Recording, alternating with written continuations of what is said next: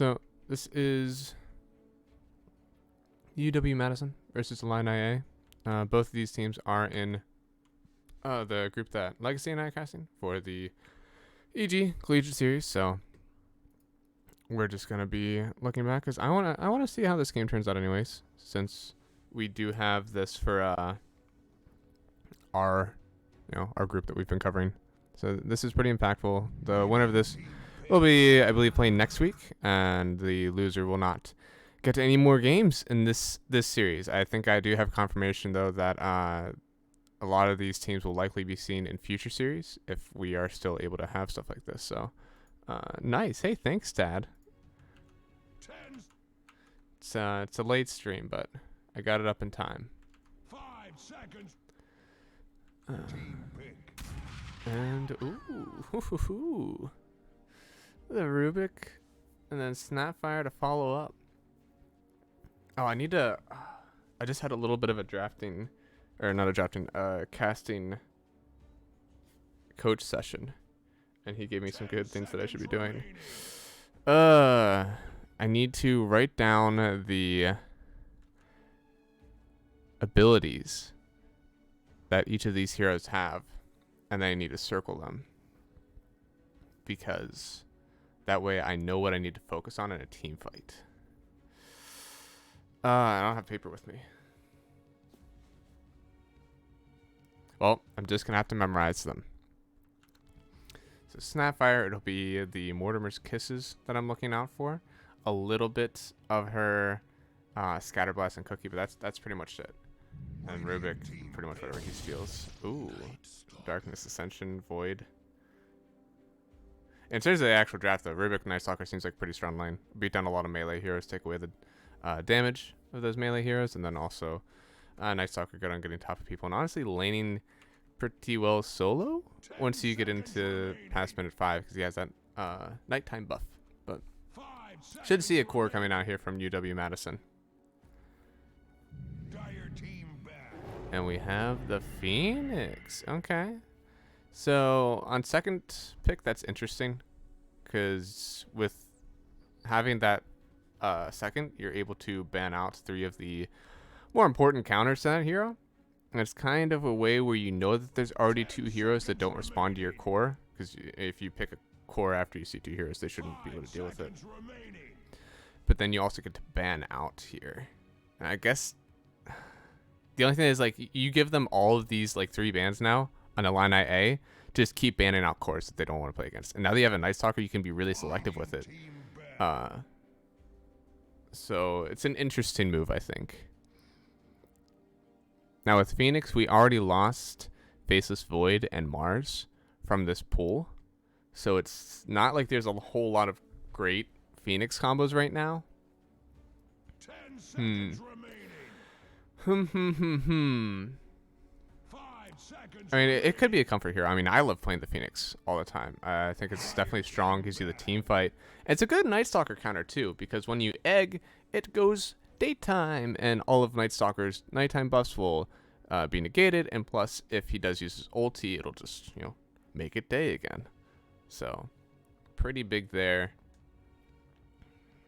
10 seconds remaining. But so far for fights right now, you still want an egg hitter. Snapfire's out of the pool, which leaves pretty much the Lina and Mirana, which in my eyes, much better counters for the Phoenix anyways. Snapfire has to get really close to the Phoenix Supernova. Snapfire doesn't have a whole lot of mobility. You have the Cookie. That's pretty much it right now. Ooh. Oh, baby. I got my boy. I thought he might leave me, but it's not happening today. Hey, man. How are you? Hey, what's up? What's up? Not much, man. Just, we're still in an early draft. We haven't even gotten to second phase of picks yet, so you're good. This is not the EG tournament, is it? This is the tiebreaker. So I thought they put it on Sundays. That's why. So no, they do. But I saw this like this evening, and he was like, "Oh, hey, we're having a tiebreaker game." Awesome. Well, I'd rather cast after play more pubs. My last game, I got a account buyer on my team and a Smurf on the enemy team, so they went at it toe to toe. Boy, that's the worst combination actually. So. All right, let me just what do you call it? Let me just grab my water bottle from downstairs. No, you good. All right, let's see. So, I mean, I pretty much stand by everything that I've already said. Right now, I think Night Stalker probably needs to get on top of Phoenix, and if Night Stalker is able to keep the Phoenix silenced, get enough burst damage in, then we're not going to see many impactful eggs, which would be nice. But right now, it's kind of a pipe dream because your only other damage is the Rubik. So while it's a great lane, you're still not killing this Phoenix right away. I'd like to see something that offers just a little more burst damage. Get on top of that Phoenix. 10 seconds remaining. 5 seconds remaining. I'm not sure where you pick here now because you probably want to pick a core Slardar. Okay. So it looks like it's going to be a Slardar Phoenix lane. I mean, it could also be Phoenix 5, and honestly, I think I'd like that a little bit more. Just because Snap Slardar is so strong. You cookie Slardar on top of a hero. He does very well versus a lot of melee matches already. And with that cookie, you're also able to get on top of a few of the ranged heroes, which if you get on top of a ranged hero as a Slardar with already the Snapfire Burst following up, it's going to be pretty detrimental. Here we go. That's a good pick. I really like that. And I kind of see where they're going on UW-Madison. They're saying, we ban out the Drow. We're going to have our Slardar pick in the back.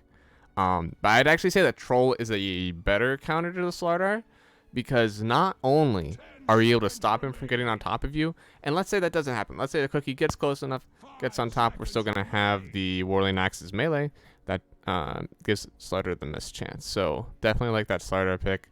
Kind of wish they did that instead of a Drow ban. But Was this Night Stalker picked before or after the Phoenix? it was before. So they responded with the Phoenix instead of responding with like their position 1 or something in response. But yeah, no, very good. I think it's a Troll Warlord Slar counter, huh? Yeah, which I think that's where it kind of turns around. I thought their draft started out a bit strong. There wasn't a whole lot of protection for Egg, and there is now with the Slar, but as you said, this Troll so good against Slardar.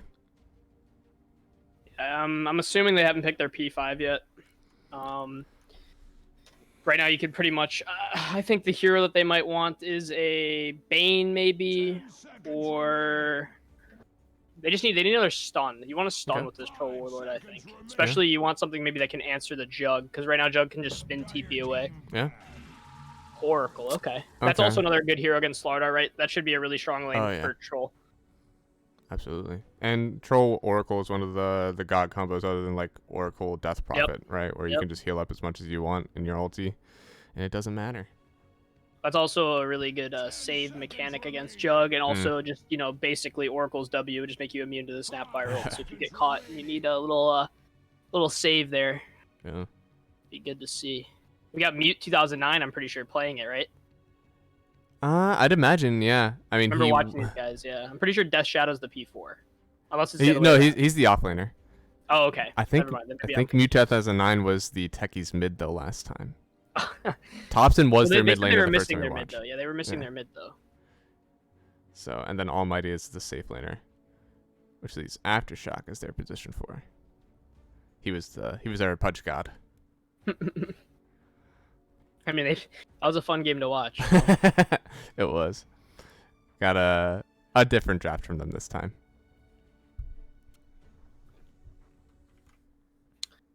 Let's see. They're gonna just 2 mids left now. Banning out the Storm. Yeah, I think that's a good Storm ban for sure. You lack a little control, and right now, if you have a Slardar, you just jump anyone with Slardar, and they just die anywhere on the map. Yeah. And even with the Night Stalker, you still have decent jump right now. It's not the greatest, though. It's not like you have an axe running in, so there's still some decent backline damage dealers that I could see on UW-Madison. But since you do have the overall last, you can see what mid they're going to come out with. Wait, I thought this was Invoker or a Death Prophet would be really good for Radiant. If you go the Invoker route, you're going more like able to pick off and then give you a little more team fight and sustain. There's also a quap ban, so it's pretty nice here. Yeah. So I can definitely see the Invoker, but Death Prophet also if you need a little more tank, because right now you just have a Slardar, whereas Dire has both a Troll Night Stalker combo. So might be a little lacking on the tank front, especially because Slardar's gonna have such a slow lane. Yeah. Russ, this is usually a Sunday league. But yes, as Atrocity just said, thank you, sir. There's a three-way tiebreaker. They were all 1 and 2 down here. And I think these are the only two teams that were still pretty even. The last one I think didn't have the wins against the right team. So this is going to be a best of one tiebreaker to see who gets to play Sunday. So pretty impactful. Silencer mid, huh? Yeah, that's a pick. I'm good with this as 10th pick. As 9th pick, I am wary of it because I feel like you just get something that farms backwards. Notable hero still in the pool right now is the Arc Warden. And Arc Warden is good farming in that mid-roll, trading farm against enemy heroes, large attack range, and also the Shard could just go Mask of Madness and go show himself on the map with his ulti, try to get some pickoffs, and still farm aggressively on the map. I feel like they still want someone a little tankier. Okay. I don't know. I feel like right now this Slaughter is going to be under-leveled, and then who's going to defend the enemy from just pushing towers down at you? Like, you're going to have like nobody to frontline for you. Like, if you don't want Jug to walk up there. So that's why I'm thinking they might want a kind of a space-creating, tanky frontlining mid here. But OD? I don't know if OD kind of needs the farm, but OD's not necessarily a bad hero here. I don't know if it's the best for Silencer though, because Silencer has really good range. Because what OD wants to do in lane, right, is just like imprison you, last hit, whatever, go farm jungle. But Silencer is going to be like pretty far away, able to hit him like 4 times before OD gets close enough. So I feel like that's kind of, I don't know. We'll see. Trying to think what they might go. It's against a Silencer, so. Man, I could even, I think Lena's kind of fine. I was going to say Lena's not awful. You wouldn't want to spam your spells, but you'll have the attack range definitely to trade. Wind Ranger, is she still in the pool? Not awful here, actually. Yeah. Really good because you can outrun the Night Stalker, and then you can also kite these heroes that rely on right-clicking you like Silencer and Troll. Yeah. You just need an early BKB for sure. Yeah. They don't have the best protection on Egg right now. They have Cookie and they have Crush, but after that, if they manage to get Troll Warlord on top of this, it could be a bit rough. So definitely want to stun out from this too. I like how 9IA, they're making sure that this mid hero, he has to have a lot done on the map, and we're going to see it. It's a Viper. Okay, they just wanted to go with the lane bully. I like that. That's a tanky hero that just sits in lanes. They definitely needed that, I think. For sure. I like that round off. So doesn't necessarily protect your egg, but something you're able to do if the Silencer gets too strong. Maybe he goes that Glaives into Last Word build. You're able to just push the tower, hit some creeps. Well, cool enough too is I didn't even realize this, but yeah, Viper's just W. If you put it in the AoE around the egg, right? Yeah. Troll's not going to get any benefits from his passive. Neither will Night Stalker. I mean, Night Stalker wouldn't get anything because it's technically daytime, but for sure. In general, right? If you just ult the Night Stalker and then W around him, he's going to lose all that movement speed buff too, even at nighttime. So that's a good point. Probably looking for an Atos build and Yules on one of the other 2 supports. Yeah. Very good this game. I think Yules on Phoenix is just going to be too good right now since you have to get the egg off, right? That's your point as Phoenix right now. You want to make sure that you don't get jumped on by Night Stalker, and either you Yules him and keep running away, or whenever the global silence comes out, you Yules up and then you're able to press egg again. Yules is just one of those also like really broken items when you're against heroes like Ursa and Troll Warlord that rely on hitting you and running at you, and also they typically build a lot of status resist. Like typically they always go the Battle Fury SNY Satanic build, right? A lot of status resist, so you don't really like halberds aren't really that effective on them. Yeah. But you know what? Yules doesn't care about that, so. Alright, so I mean, as you said, it's going to be the Silencer mid versus Viper. Top lane, we're going to have Slardar and Phoenix, which means that we're going to have the Jug Snapfire bottom. And Snapfire feels like she could go to either lane and feel really strong right now for, I believe that's, I already forget which one is which. No! I think it's a line A that's on Dire.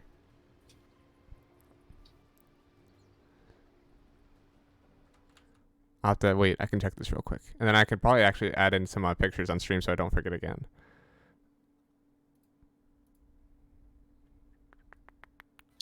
Yeah, I would definitely expect this Troll Warlord lane to be very, very chill for the safe laner. He should be able to pretty much free farm.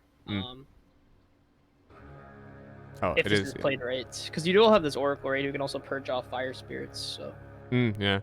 Yeah. UWM is on the Radiant. So. Now this other lane though, Jug, Snap, incredibly strong, and I would expect them to completely bully this off lane duo until nighttime. But once nighttime hits, there's a very high chance there could be some kills we see. You're probably gonna have to wait for level 2 on that, right? I mean, especially once we get to level 4, I think it's actually gonna be danger for Night Stalker and Rubik, just because that level 2 and Snap's Scatterblast and Fire Snap Cookie, so much damage, good stun duration, and on top of likely a level 2 Blade Fury also, it's just gonna be so much damage right on top of Rubik would be pretty hard. Even Night Stalker could get a kill, get killed out of it. That's for sure. I mean, it's Snapfire is one of the strongest laners right now, and then you also have a Jug, right? So you have this, you have the stun from Cookie, and then the added slow from Scatterblast. It's just going to be, I think, maybe a little too much.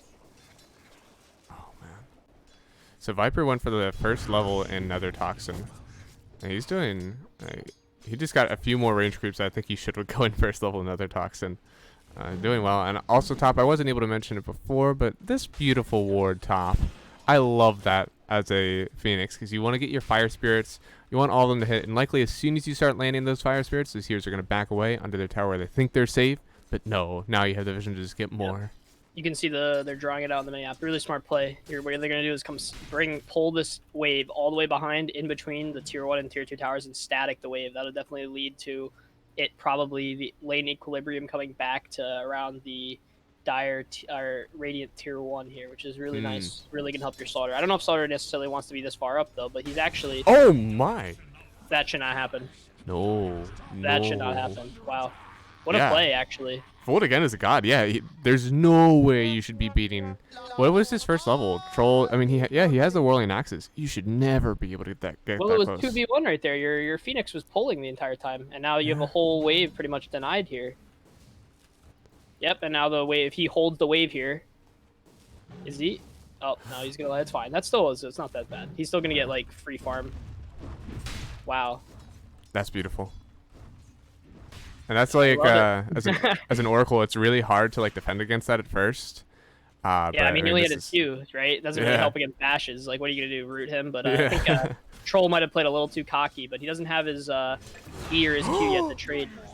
No way, dude. So, Granny, he switched it up a bit. He got 2 points in poison attack after the first Nether Toxin, and not only did Silencer die mid, Silencer died mid TPing back to base with the poison damage. So, it's about the worst thing that could have happened there for him. And now with 13-4 to the 5-4, this Viper's having a good time. Really interesting that he went Nether Toxin first. I remember you mentioned that, but I guess I could see it because typically you want to start pressuring as a Viper once you hit level 3, because once you get 2 points in poison attack, the scale of the damage is doubled, 100% increase in DPS, so that's when you want to start killing, and once you get the 5 stacks up, it's pretty easy to run down people, and that's I think what happened right there. And now level 3.5 on Silencer, almost level 5 now on Viper. So those early TP kills are they're exactly what you want to see out of your mid laner. With Silencer, though, hopefully making moves on the map once he hits that like level 6-7. We'll see if he's able to bring it back that way. Oh, Phoenix almost gets nuked down. Unfortunately, Whirling Axe is not up. And oh, he gets nuked. Fooled again. Now he's disarmed, man. He's not gonna be able to get in there. And he gets out with Sliver of HP, a salve, and hopefully bringing it back for his Troll Warlord. Silencer's asking for help. I don't know what Rubik's gonna do here.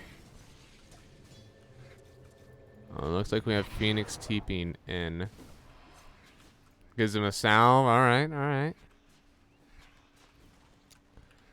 This is a really hard lane for Silencer. It's pushing into him now, into the Viper, that is.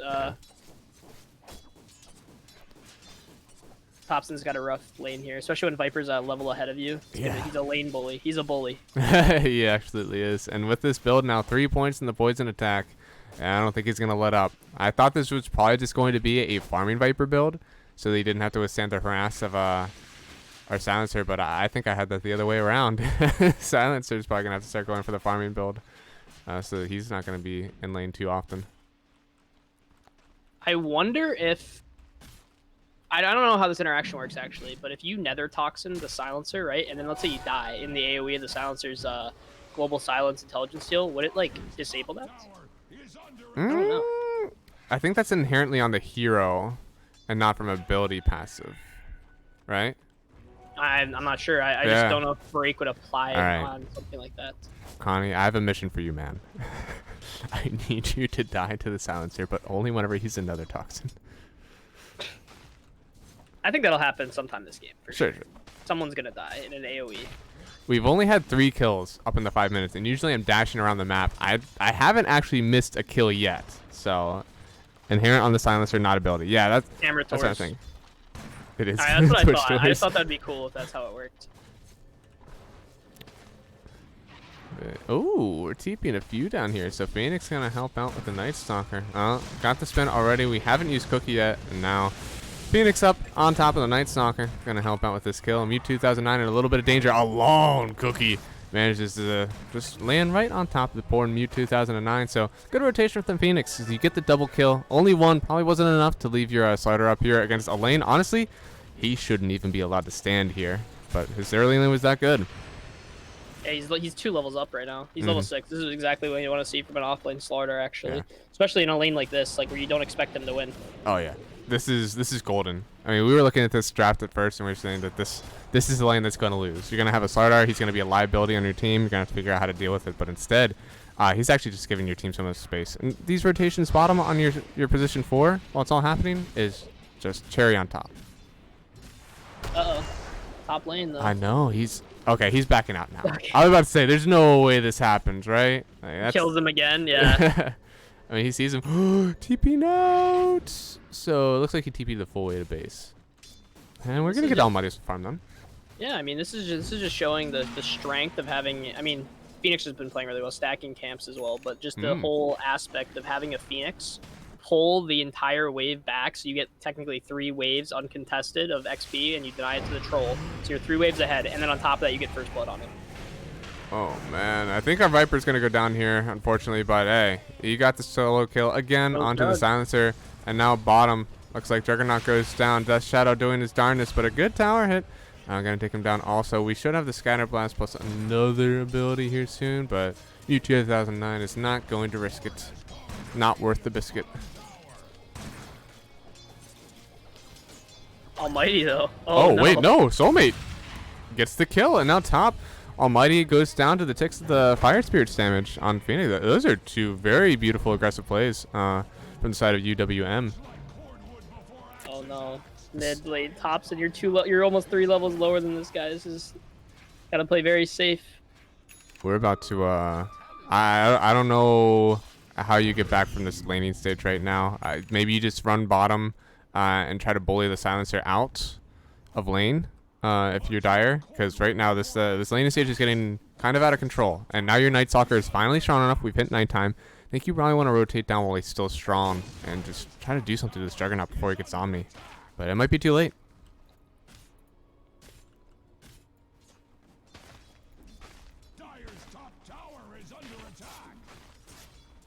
I mean, the CS is out of control, too. I mean, this Viper, 44, 20 denies.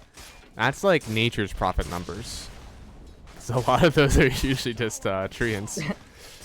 But, oh, man. Beautiful laning stage. UW Madison, they know how to do it. And the top tower has been taken first by the Slardar lane, the first tower of the game. That's... Oh. So what you probably would want to do now, I mean, Viper's just going to be a problem in this mid lane. He's going to be shoving this tower in, pressuring this tower at all points. And if you don't bring heroes here, he's just going to take it. Your map's going to get really, really, really small. If Jug's going Battle Fury, I don't know if he is. He's setting up for what looks like a Mask of Madness and the Phase. So I wonder if he's just going a fighting build. Could be. Although I think he could definitely get away with the Battle Fury if he really wanted to. Maybe it's a little slow now, but... Absolutely. Yeah, it might be getting that Morbid Mask first, right? But I think at this point, I don't think you can really get any item that's throwy on your team, because your Viper's going to have so much map presence, right? Like, yeah. He's going to be on the map making moves. Like, how are they going to stop him? Like, this Oracle is just like, I just got to sit here. Like, I'm going to throw out maybe a spell. No, I shouldn't do that, actually. Maybe I should. No. I mean, if he goes out there, it's going to be false promise on himself, I feel. This Viper is just too thick. Like if Viper wanted to, he could just walk up and start hitting Aftershock. I mean, he doesn't know what we know. At least there's nobody behind him. Silencer's hitting jungle creeps. Like it's pretty rough right now. It's not what you want. Yep. He stands there long enough to take 2 poison attacks, and already see him go about 60% HP. So it only takes that much. Siege creep on the way. Seems like both carries opting for the phase boots. Typically, you don't see this because just in terms of the pricing, treads are cheaper and oftentimes offer you a lot more just from the stat basic. Like you get like a similar damage amount, you get the attack speed, you can get the efficiency from tread swapping. So it's cheaper. It's like what 200 gold cheaper or something like that. It's typically what you see. But do you think on Jug it's still commonplace just because of the movement speed you get while you're in Blade Free? I mean, I guess it depends on what you. Where is that at? Oh, okay. So spin stolen on Rubik. Zickety unfortunately has to use the Omni Slash to kill the Rubik there. And with Dark Ascension pop, Death Shadow, it's gonna keep right-clicking down. Zickety pops the healing ward, but yeah, Death Shadow wants to get as aggressive as he can. Not able to get it quite under that tower though. It's a bit dangerous. I'm assuming he's going. Because he's not going Battle Fury, I guess that's why he goes phase, because if you get the Mask of Madness, you don't really care too much about having treads. Maybe he just wants to have more movement, like you said. But typically, most jugs I know go treads because you can just, like, it just increases your farm by so much. Yeah. If he's using his Blade Fury to farm... he's still going Battle Fury, so this is weird. Like, I typically would still see treads, but... Mask of Madness into Battle Fury. He's going to be farmed. If he gets the space to do this, he will be very farmed. And Aftershock. Oh no! Okay, that's probably my first miss then. GG. I mean, you just have a Viper running behind your tier 2. That's true. It's not my fault. It's the team's for dying. U2009 should be the first one to drop, but Viper is in a decent amount of trouble. Thompson right-clicking him down. Should take one more, but he's trading for 2009. It looks. Yep. So it's gonna be a 1-for-1 trade, but hey, that's a Viper death. That's pretty big. Yeah, you know what they say, the Viper's a bully, right? And the only way to stop a bully is to stand up to them, so you can't run away from them. Just run at them. Lump, I believe that is a good point. Weird that he's going for a farming build, but he's going the phase boots. Yeah, I think that if we're going for max, if this is the max efficiency juggernaut where all he wants to do is farm, then I think we definitely need to see the treads. But again, I think he has so much space. It could probably be brown boots and he's still gonna be okay. I mean, he went kind of, I would say, even with this Night Stalker, but yeah, he's gonna have the space from the rest of his team. Like now, if he wanted to just TP top, he could just farm triangle. But I definitely think if he wanted to go these phase, it's still playable. Obviously, you can still get a Battle Fury. It's not the end of the world, but I think a definite build that could have been nice here is if he went like the phase into Mask of Madness into SNY, push down towers with this early strength, and transfer those into both a Manta and a Halberd.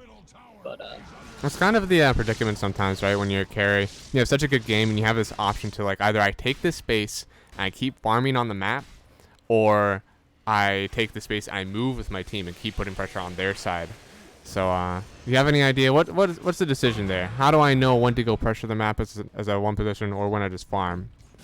Well, I feel like if you have a hero like Viper who just... You can do it two ways, right? So if you can think about it this way. If you have a hero like Viper who's just a lane bully that wants to push down towers, you can think, oh, I want to end early and just go like fight now, push build right now, right? Or you could also be like, you know what, he's going to make all this space for me. I could farm for the late game. Okay. But you definitely also want to go this fighting build if you get like a Medusa mid or something that's really a P1 from the mid build. He's not looking to fight, so as long as he doesn't play deep, the phase become useless. I agree with that. Definitely, he would want the stats. Oh, Phoenix, and he get caught, silenced up by the Night Stalker, and that is unfortunately Egg not able to be used. That's a kill mid. What a pick. Yeah, no, it's a good pick off there. Unfortunately, in hindsight, I'm sure Phoenix is thinking that probably shouldn't have been standing there, but still, your heroes aren't hitting juggernauts, and I will look down. I'll say, hey, that's space. They're not killing you. Like, they're staying away from him. They're trying to play top. It looks like this Slaughter is getting really strong. He almost has his blink. He went for an early drums build. I find that interesting. I never usually see see Slaughters rush this blink or go Echo Saber, but I really like this. I think it's actually really nice when you get a really good start. It amps your early fighting because of the attack speed and movement speed. All right, we'll see. We're gonna find Death Shadow. He doesn't have his ulti, so he's not going to be able to just pop and get away. Silence out from Silencer. Death Shadow should only need one more stun, but he's able to get away. And now the lift from Rubik brings Phoenix back. Another Toxin out, looks like, was stolen, and now the Silence out on Phoenix. She has to pop Egg, but there's 3 heroes around here. Good crush onto 3. The Egg still is not able to pop. And now the False Promise onto Death Shadow. That's going to be a 2 for none. And good False Promise used by the by Aftershock. Good selecting you're keeping in that fight. I find it interesting he didn't choose to use the drums initially when he went on the Night Stalker, because it was also unfortunate timing, like right as they, like the bashes ended, nighttime hit, so he was able to just run away from Slardar. Yeah, just a few seconds faster, and he would have been bashed up and unable to get away. Early Ags rush on Viper, okay. Ooh. That's going to increase the kiting of every hero on the enemy team. I don't mind it. It's not bad when you want to just put it on Troll, put it on Night Stalker. Yeah. And again, with this advantage on mid, you have a wider range of builds since you're going to be trying to beat the aggressor on the map. You just need to do what you can to put pressure on the enemy heroes. And this, I like the Aghanim Scepter, especially versus the Troll. Goes through the BKB, good kite ability. I don't think you necessarily need the Atos right now. Come on, Jug, use your Mask of Madness, bro. Use your Mask of Madness. Uh-oh, where's he farming at?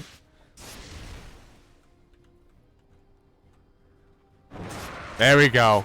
See, he's got it. He's watching. From the future, but he's watching. And now, I mean, his farm is still phenomenal right now. Almost to the 7,700. He's about 1,400 up on the Troll Warlord. Looks like he's about 700 off of this Battle Fury. Should be about a minute and a half for him. So even with going Mask of Madness, Phase Boots, full wand, and he's still going to have this sub 18-minute Battle Fury. I think it's fine. I must say, though, Troll actually beat him to the Battle Fury timing, even though they were on even footing in getting it. Like, they both had the same amount of gold, and they both got this Claymore. Yeah. And Jug had the Mask of Madness already, so I would have thought the Jug would have gotten this Battle Fury earlier, but I guess this Troll Warlord is actually just farming it incredibly efficiently right now, which is what you really want and need. Absolutely. And it feels a little bit boring right now, but both teams kind of have the safe laner going the Battle Fury build. It's like, I don't want to show on the map. So. And then you have a Viper and a Silencer, both 2 heroes that kind of don't really move around the map too quick. So very immobile. You're going to have to look at the Slaughter and the Night Stalker if you want to see the cool plays come out. Yeah. Well, it looks like right now the vision advantage up here on Radiant is going to allow them to push this wave. No one TPing in yet. I don't know if you're able to take this by yourselves, though. It's just a snap and a Slardar. Looks like we have Phoenix helping out to push the wave mid. Kind of want to see more movement up here. Use those big ultis that you have in order to take this tower down. Slaughter is chipping away at it, but... Yeah? I mean, as long as you show the Slaughter top, I don't think Dire's really going to be too afraid about pushing. I think the only hero they're really afraid of showing up to fights is either the Viper or the Slaughter. And I don't think Viper is going to necessarily just TP in solo into 4 heroes. So. Yeah. Oh, we used...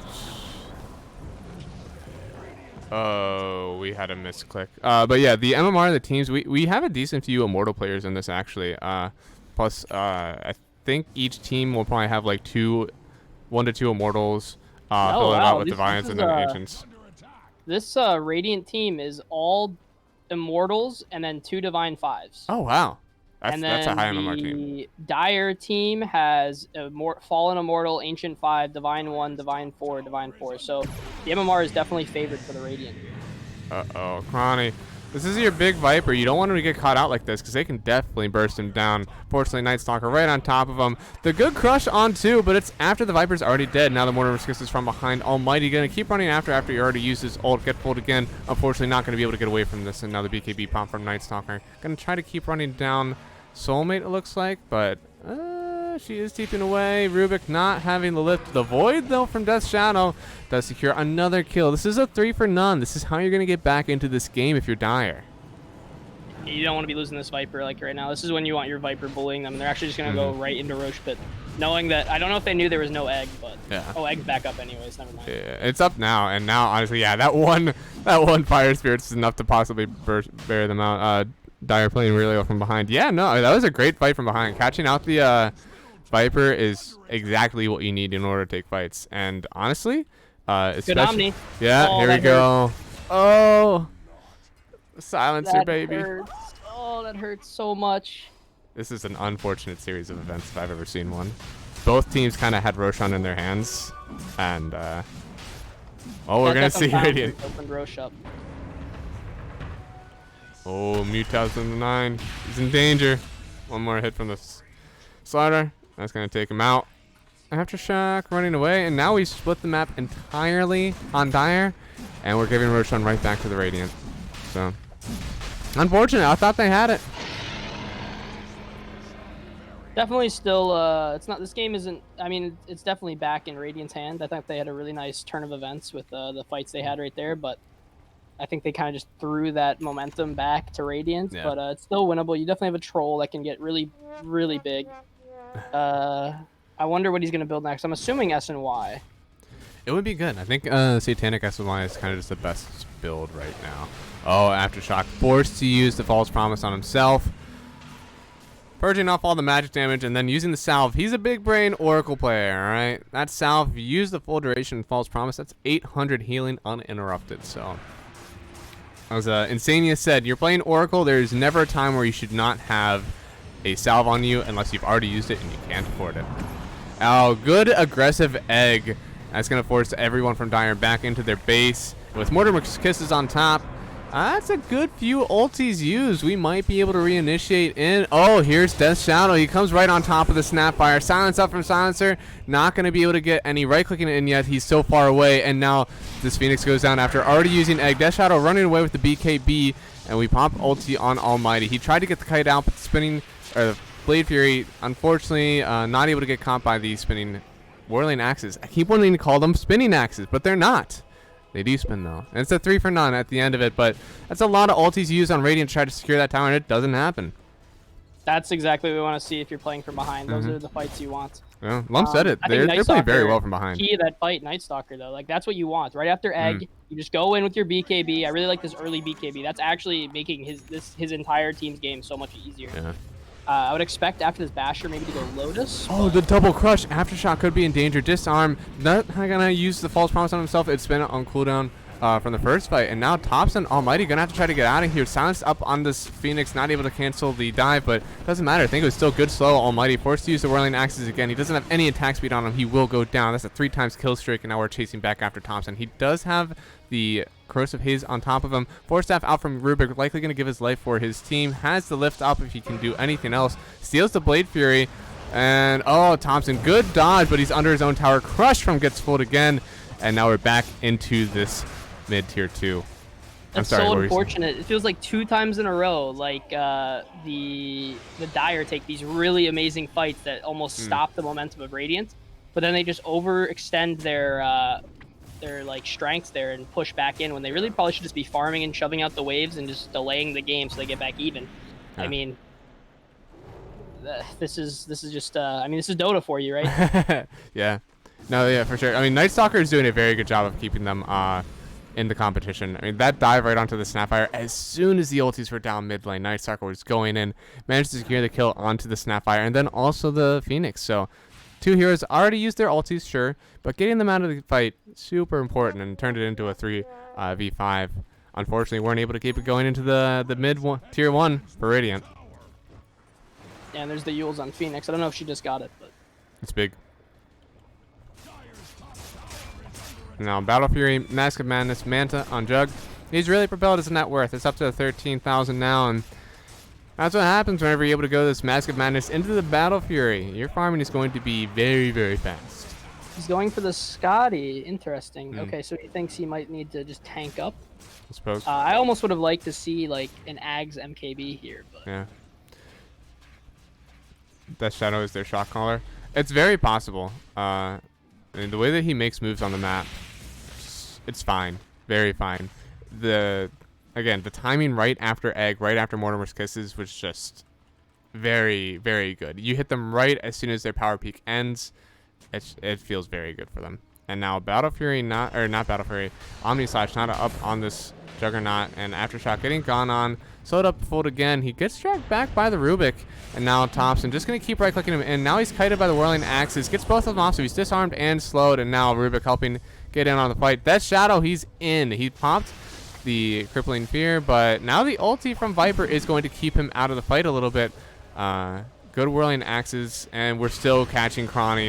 Death Shadow right on top from Rubik with the blast. Now Mortimer's Kisses to try to dissuade everyone from going in. Almighty forced to pop the ulti, and now the False Promise from Oracle. This Almighty is going to come back 100% health. And he's jumping now onto this. Oh, Snapfire, but the ulti from Omni, yeah, from Juggernaut. That takes down one. Now he's silenced up. He's going to go down. Good Manta to take away the silence, but that is only the Aegis. So they're not able to take him down again, they don't think. And, ooh, Phoenix goes in very aggressively, but the Vortex going to stop Death Shadow in his tracks, and they do kill this egg. Zickety was disarmed, now pops the Blade Fury, not able to get any other magic damage or control on top of him. He's just going to be spinning back. Notice, I think they also learned their lesson. I think the pre-25-minute Dire team would have chased after the Jug there, but they know that, you know, they got a really nice trade, actually almost a perfect Omni sequence there. He went on the Troll would have died, but luckily it bounced all the way to the Rubik. You lose your Rubik, then you're able to get rid of the Aegis and kill everyone else. So. Yeah. Yeah, this is a reformed Dire team. They're not divers anymore. Now, just a minor comment on the. Oh wait, Thompson jumped in by gets fooled again. That's a very good jump from Sar and good slow from Almighty to protect his mid laner. But this Scotty on Jug, I like the tank up. Do you think that if we just have the Corrosive Haze and then the damage from Viper, is that going to be enough to still take these team fights at this stage of the game? I mean, Corrosive Haze is one of these spells. Slaughter is honestly like one of these heroes like Doom, where it's really easy to play. I mean, I'm not saying that they're weak right now, but you can play if you're behind, because all Doom needs to do is Doom, and all Slaughter needs to do is ult, and that's so much literally amplified damage, you know, what it used to be called, for your team. I think it's definitely going to still be enough. I don't necessarily think you're going to look at your Viper as the right-click god right now. I think he's more of just kind of utility tank, but definitely with Jug and just overall team fight spells, they're going to look to win these fights. Sure. We're obviously not happy with the map control that you have on Dire. I haven't seen a whole lot of smoke from it, I don't think. Oh no, Blink right on top of Death Shadow. Very good cookie from Snapfire right onto the range creep, making sure that Death Shadow does go down. We popped the silence for it on Silencer. That's unfortunate. That's a long cooldown, and Death Shadow unfortunately was already dead. So that's 600 gold and an ulti down. So Troll went for the early BKB after the Yasha, which would still amp his farm. I wonder if he's going to complete the SNY or if he thinks he needs a Manta. It's a good question. Not an awful Manta game, but I think you can definitely skip it as you do if you rely on your Oracle to purge you. That's true. He's going to go Basher. Okay. That's a Thompson build. Mismatching. He's going to have a lot of items. Yeah. So, let's see. That's going to replace his Iron Branch. You'll basically have room for one more after that, unless he gets rid of the Yasha for some reason. So, given that Yasha will likely turn into either the SNY or the Manta, do we think we're going to see the Satanic as the last item? Because I feel like Satanic SNY is the only way to end this after you go for the Satanic's Basher. too good. You have an Oracle. It's too good. Way too good. And then SNY with Satanic is just baller, but I think we have our troll items lined up. SNY is typically a transitional item that you get like for mid game. It kind of gives you like all around stats and amps other items that you later get. Yeah. It's pretty weird if he's gonna get the full Basher first and he already has a BKB. An SNY at like 40 minutes or 35, 40 minutes doesn't really feel like it doesn't feel like it has the same impact as if it was like picked up earlier. But it's still not awful if you're going the Satanic build. For sure. It's all status resist. It's all we want. And now, once we have all of our ultis up, looks like Silencer will have his in about 10 seconds. We get a full-fledged 5-on-5. How do we think these fights are going to turn out?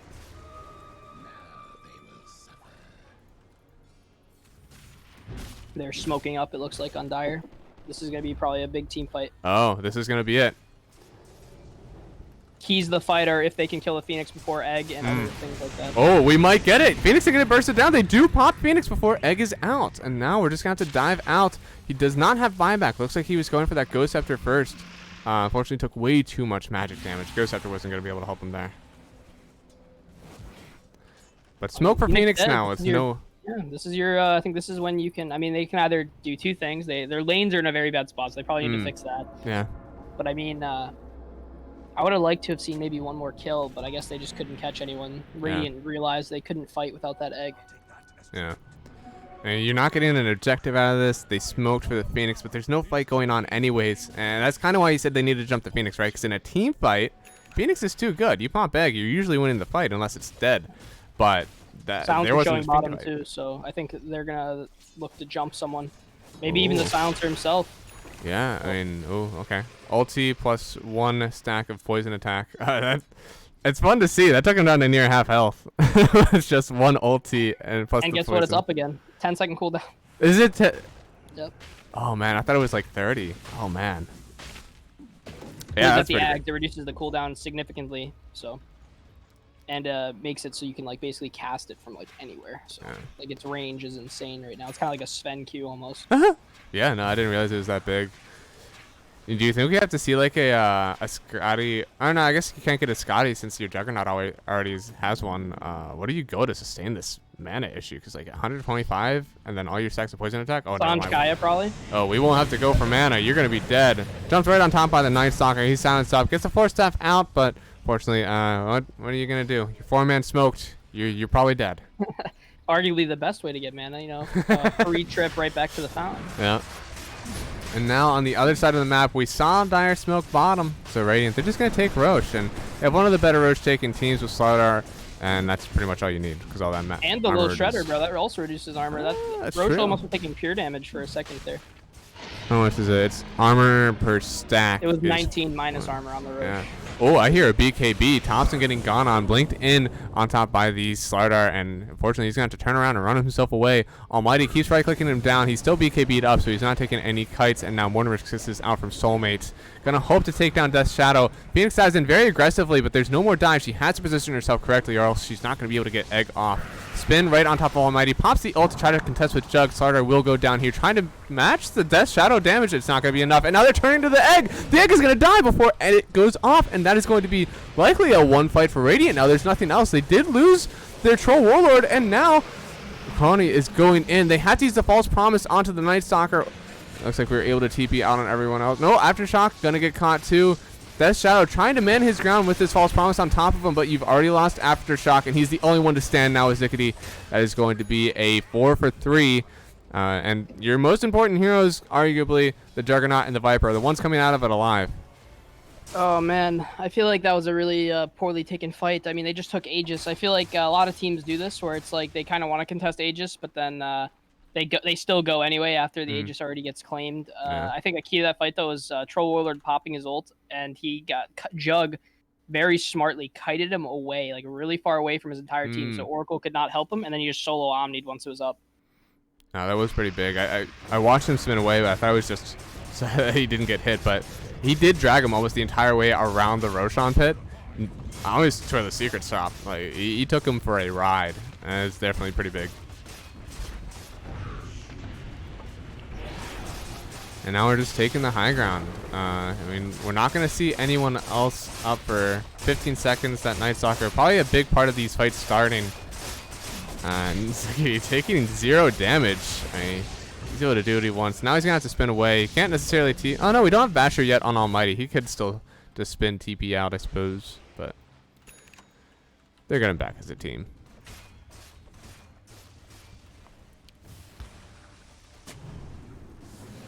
Man.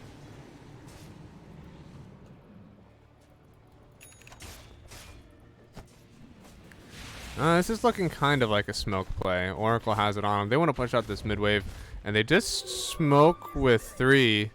Jug about to show right on top of this. Yeah, Death Shadow right in the middle of it. We already popped the silence, and now Jug matches off. Death Shadow is just trying to rain terror on top of this Phoenix, but she's not dying. She manages to get out. Still has the Yules too.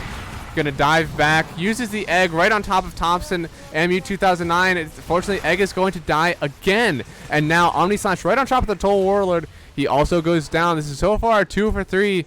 And Mute 2009 and Thompson only ones to survive so far. We're not gonna chase heroes anymore. We're objective-based gamers. We're just gonna start hitting racks after that. Very good trade from UWM. Jug was picked after the Troll Warlord, right? Yes. Because I believe it's actually worked really well in all these fights.